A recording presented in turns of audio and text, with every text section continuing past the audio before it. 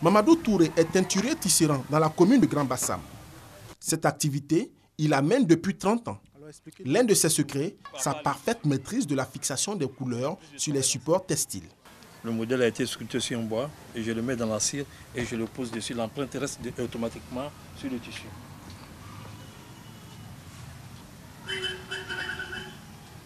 Donc après ça, je vais faire le bain de teinture. Lorsqu'on le trempe et on le fait, quand on met dans l'eau, la couleur s'en va. Ce n'est pas tous les tisserands qui maîtrisent. Soit ils utilisent soit des plantes et d'autres même des produits, mais ils n'arrivent pas à fixer. Donc quand on lave, la couleur part. Contrairement à plusieurs artisans tisserands, Mamadou a bénéficié d'une série de formations pour maîtriser cette technique déterminante dans l'activité de teinturier. On a des pigments qu'on prend pour fixer la couleur. On a l'hydro, la soude caustique, qu'on fait le ménage avec le pigment et pour fixer la couleur. Mais il y a d'autres méthodes, il y a le professionnel qui en a besoin d'eux pour que les gens nous forment pour améliorer nos conditions de travail.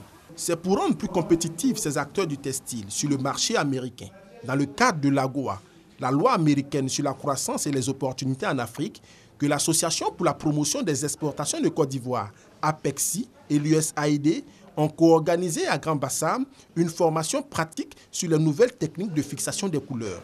Pour les artisans tisserands, cette formation vient remettre à jour leur niveau de connaissance. Le moment est venu pour la Côte d'Ivoire, le textile ivoirien, d'attaquer le marché américain qui est très exigeant sur les couleurs quand même.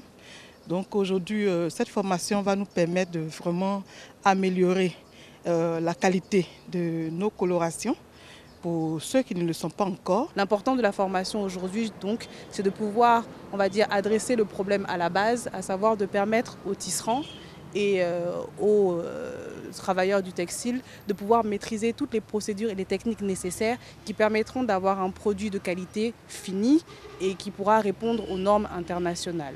La Côte d'Ivoire veut mettre en place une véritable industrie du textile à destination des États-Unis. Les opérateurs économiques de la filière textile doivent donc être mieux outillés pour connaître et exploiter les opportunités d'affaires sur le marché américain.